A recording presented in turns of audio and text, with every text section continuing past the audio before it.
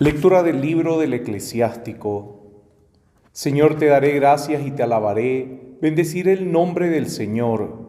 En mi juventud, antes de andar por el mundo, busqué abiertamente la sabiduría en la oración. A la entrada del templo pedí obtenerla y la seguiré buscando hasta el fin. Cuando floreció como un racimo que madura, mi corazón puso en ella su alegría. Mi pie avanzó por el camino recto y desde mi juventud seguí sus huellas. Apenas le presté un poco de atención, la recibí y adquirí una gran enseñanza. Yo he progresado gracias a ella. Al que me dio la sabiduría le daré la gloria. Porque resolví ponerla en práctica. Tuve celo por el bien y no me avergonzaré de ello. Mi alma luchó para alcanzarla. Fui minucioso en la práctica de la ley. Extendí mis manos hacia el cielo y deploré lo que ignoraba de ella. Hacia ella dirigí mi alma y conservándome puro la encontré. Palabra de Dios. Tus preceptos alegran el corazón, Señor. Tus preceptos alegran el corazón, Señor. La ley del Señor es perfecta, reconforta el alma. El testimonio del Señor es verdadero, da sabiduría al simple. Tus preceptos alegran el corazón, Señor. Los preceptos del Señor son rectos, alegran el corazón. Los mandamientos del Señor son claros, iluminan los ojos. Tus preceptos alegran el corazón, Señor. La palabra del Señor es pura, permanece para siempre. Los juicios del Señor son la verdad, enteramente justos. Tus preceptos alegran el corazón, Señor. Son más atrayentes que el oro más fino, más dulces que la miel, más que el jugo del panal. Tus preceptos alegran el corazón, Señor. Los invito a ponerse de pie para proclamar el santo evangelio. Aleluya, aleluya, aleluya, aleluya, aleluya, aleluya, aleluya, aleluya, aleluya, aleluya. El Señor esté con ustedes. Lectura del Santo Evangelio de nuestro Señor Jesucristo según San Marcos. Gloria a ti, Señor. Después de haber expulsado a los vendedores del templo, Jesús volvió otra vez a Jerusalén. Mientras caminaba por el templo, los sumos sacerdotes, los escribas y los ancianos se acercaron a él y le dijeron: ¿con qué autoridad haces estas cosas? ¿O quién te dio autoridad para hacerlo? Jesús le respondió: yo también quiero hacerles una pregunta. Si me responden, les diré con qué autoridad hago estas cosas. Díganme, ¿el bautismo de Juan Bautista venía del cielo o de los hombres? Ellos se hacían este razonamiento. Si contestamos del cielo, él nos dirá: entonces, ¿por qué no creyeron en él? Diremos entonces de los hombres. Pero como temían al pueblo porque todos consideraban que Juan había sido realmente un profeta, respondieron a Jesús: no sabemos. Y él les respondió: yo tampoco les diré con qué autoridad hago estas cosas. Palabra del Señor. Gloria a ti, Señor Jesús. Bendito sea el Señor. Pueden sentarse, queridos hermanos. Hoy sábado nosotros nos encontramos con estas lecturas. Y qué hermoso que son los libros de la sabiduría. El Eclesiástico, queridos hermanos, es parte de esta colección de textos de la sabiduría, donde encontramos frases cortas, pero llenas de sentido, de consistencia. Y es por eso que cuando vamos a recorrer estos días el libro del Eclesiástico, usted va a ver cómo estas frases son tan llenas de fuerza. Mire, en mi juventud, antes de andar por el mundo, busqué abiertamente la sabiduría en la oración.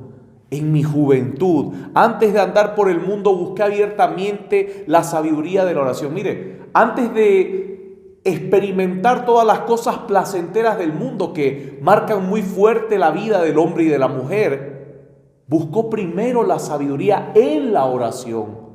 En la oración buscó la sabiduría. ¿Qué significa? Lo que marcó primero su vida fue la búsqueda de la sabiduría en la oración. Y esta se dejó encontrar, según lo que va diciendo. Y queridos hermanos, esto es importante, ¿por qué? Porque es parte de la formación humana en la fe. Si nosotros como cristianos católicos, papás, como jóvenes, promovemos esta formación de que los jóvenes encuentren la sabiduría en la oración, antes de que encuentren los placeres de este mundo, querido hermano, primero va a estar marcado en el corazón de la juventud el deseo de la sabiduría. Y ese deseo va a seguir con el tiempo, a pesar de que prueben lo que prueben, porque nada se va a comparar a los frutos de la sabiduría. Los frutos del placer tienen pagos enormes. Los frutos de la sabiduría, querido hermano, nos llevan a gozos que nunca acaban.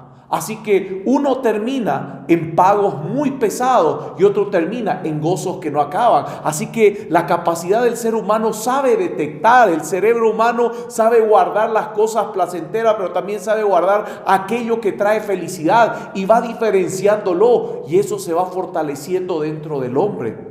Estos libros van a ser en estos días como un agua viva que va a refrescar nuestro corazón para que nosotros como que sintamos ese deseo de esa búsqueda de la sabiduría. ¿Y por qué buscar la sabiduría? Queridos hermanos, todos los días necesitamos la sabiduría de Dios. Cuidado, sabiduría de Dios. No solo la sabiduría de los hombres. Es como las personas que se agarran del pensamiento de alguien. Agarran algún pensador y este pensador tiene sus pensadores y esos pensadores son influidos por otros pensadores. Al final bajamos hasta los pensamientos más bajos que vienen del idealismo, del racionalismo, no más bajo en el sentido de valor, sino desde las raíces. Y encontramos que al final todos repiten algo de alguien.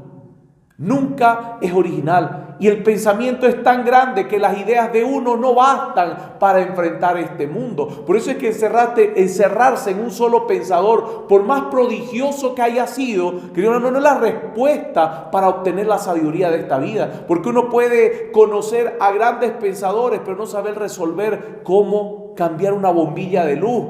Cómo abrir una puerta, cómo descubrir dónde están los switches para cualquier cosa. Querido hermano, uno puede saber muchos pensadores, pero no puede conocer cosas prácticas porque la sabiduría de Dios lo abarca todo. Y es por eso que necesitamos nosotros agarrarnos de aquel que es Dios y no agarrarnos solamente de las simples criaturas. Cada criatura tiene algo de Dios, así que tampoco podemos desconocer el pensamiento humano, la filosofía, los grandes pensadores. Es hermoso disfrutarlo, la profundidad de sus abstracciones, pero no quedarnos en ninguno, sino que eso nos mueva a algo mucho más grande, que nos lleve a una sabiduría infinita que nunca acaba. Es por eso que Jesucristo se movía por esta sabiduría de Dios, y esta sabiduría de Dios le permitía caminar en medio de la gente y conquistar sus corazones. Conquistaba sus corazones, pero también sabía responder a aquellos que querían atacarlo. Por lo general, ¿qué es lo que hacemos nosotros? Sale nuestro bruto. Cuando alguien nos quiere atacar, sale nuestro bruto. ¿Qué significa? Salen nuestras emociones, salen nuestras sensaciones, salen nuestras reacciones y gritamos, golpeamos, hacemos escándalo, etcétera, etcétera, pero no resolvemos nada en la vida. No resolvemos, y lo único que logramos es amargar nuestra vida. Por lo general, si usted se da cuenta, en cada problema que usted tiene, donde usted es humillado, usted queda amargado. Pero cuando uno tiene la sabiduría de Dios, querido hermano, uno responde de tal manera que no existe humillación ni para usted ni para nadie, sino que existen las cosas en su lugar, cada cosa en su orden, aceptar lo que es correcto y lo que no es incorrecto y ponerlo en su lugar. Así que cuando alguien te quiera atacar, tú lo pones en su lugar de la manera más profunda posible. Y esto es lo que hace Jesucristo. ¿Quieren atacarlo? Saben lo que hizo en el templo, lo que hizo al haber azotado o haber botado a los vendedores en el templo, a los que hacían negocio dentro del templo. Saben lo que hizo y se le acercan con esta petulancia, con este ímpetu de creerse dueños de todo, dueños de la fe, dueños de la religión, dueños de que todos lo saben y que todos lo conocen, que los demás no saben nada. Vienen con ese ímpetu a querer minimizar las obras de este hombre, que lo único que quería es lo correcto, todo en su lugar. Y le dicen, ¿con la autoridad de quién? ¿Quién te crees tú? ¿Quién te dio la autoridad? Pero la sabiduría de Dios que actúa en Jesucristo, que es mucho más grande, pone todo en su lugar, porque va a lo que más ellos les duele, y es hacer que reconozcan algo que ya habían rechazado. ¿A quién habían rechazado? A Juan el Bautista. No lo tomaban como parte del Sanedrín, como parte de los maestros de la ley o como profeta, no. Pero el pueblo sí. El pueblo reconoció en Juan el Bautista este gran profeta que llevaba la conversión, que muchos corazones se transformaron gracias a él. Pero las grandes élites de la religión judía no. Así que toca el lugar más frágil de ellos, que es cuando no son ellos los que llaman la atención, lo demás no vale. Cuando no son ellos los que hacen las cosas, lo demás no vale. Solamente lo de ellos vale, lo demás no interesa. Así que Jesucristo llega a ese lugar y pone todo en su orden, porque les dice: ¿venía la autoridad de Juan el Bautista del cielo o de los hombres? Y ellos prefirieron callar. Así Jesucristo pone en su lugar todo, sin necesidad de perder la calma, sin necesidad de amargarse, sin necesidad de discutir o de humillar a alguien.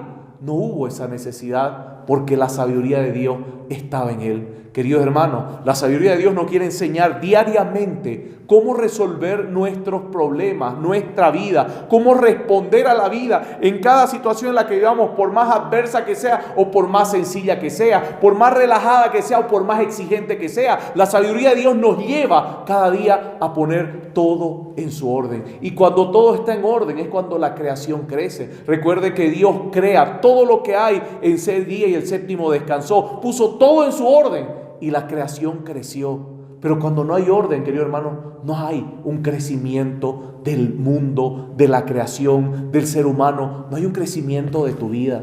Tu vida se queda estancada, tu vida se queda encerrada, tu vida se hace caprichosa, tu vida se hace vengativa, se hace amargada, y las pocas alegrías que tienes te desesperas por volverlas a conseguir, tal vez en vicio o en actividades que lo único que hacen es dañar tu matrimonio, tu familia, tu trabajo. Querido hermano, cuando nosotros no tenemos la sabiduría de Dios, tratamos de buscar cierta felicidad en los placeres, y lo único que logramos es ir destruyendo más y más todo lo que hay a nuestro alrededor. Cuando todo está en orden, porque la sabiduría de Dios actúa en nuestra vida, todo crece. Todo crece. Todo crece, todo se desarrolla. Querido hermano, todo prospera cuando uno camina en la sabiduría de Dios.